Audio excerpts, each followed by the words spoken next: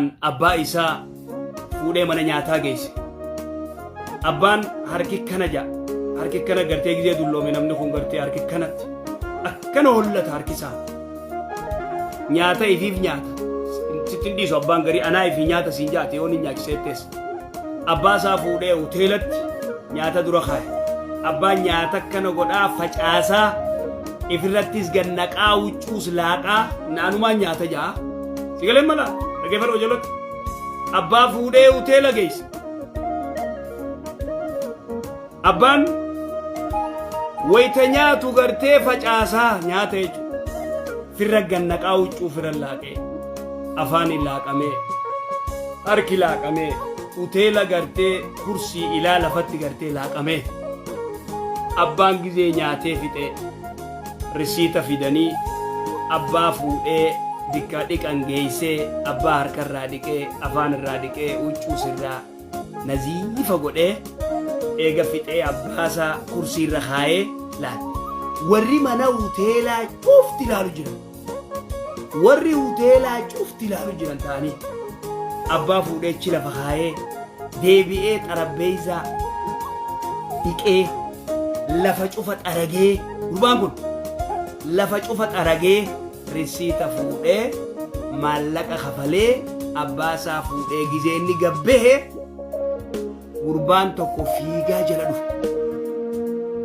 Faqabbalahu mataarra dhungatee addarra dhungatee arraa darsii ajaa'ibaa qaraasiftee beeytaa jenna. Reefu darsii ajaa'ibaatu uummata qaraasiftee beeytaa jenna. Darsii maal jenna? Lakkii darsii addaan nama qaraasiftee darsii maal? Darsii ajaa'ibaati warra hoteelaa cufa warra taa'ee nyaatu cufa. Sigalee dubbii abbaa keetii ati dhugaan gartee ilma gartee kheyriidha.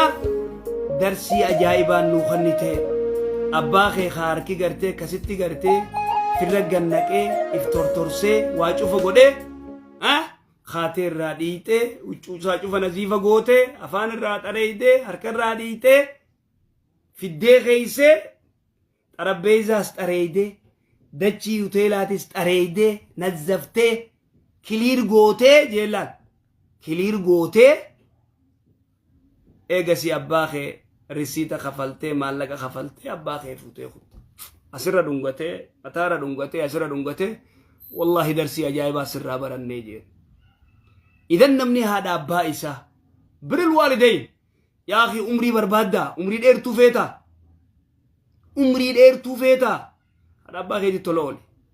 Idan namni gartee waa sadeen kanarraa namni haadha abbaan bira dulloomee sababaa gartee isaan bira dulloomaniin isaan tajaajilee bira dhaabbatee hanga ruuhiin keessaa baatutti abbaasaa ayyoosaa ta'us daa'ifara firra udaanti awwa dullattiin tuuqafna goote mee gartee kunoo dardara faa fuudha malakul mawtiin dullattii tana fuudhuu dhiisee kan jenne abadan ayyoosaa dhungatee ummiyyee abshir yoo isin dhukkubsatte fiigee haakima geessee achii fidee abadan hanga feete akka feete jettu lanna waayyoon ta'e abbaan kee ayyoon ta'e abbaan keetis kama daa'ifara sirraa jijjiiru ayyoon ta'e ta daa'ifara gartee udaan irratti udaanuu turte irra fincaanuu turte jaan isaanii ajaawan jenne takka ayyoon ta'e. Ati immoo gizee isin dulloomtee firratti sagaraa baate yoo jette hadamin akbar.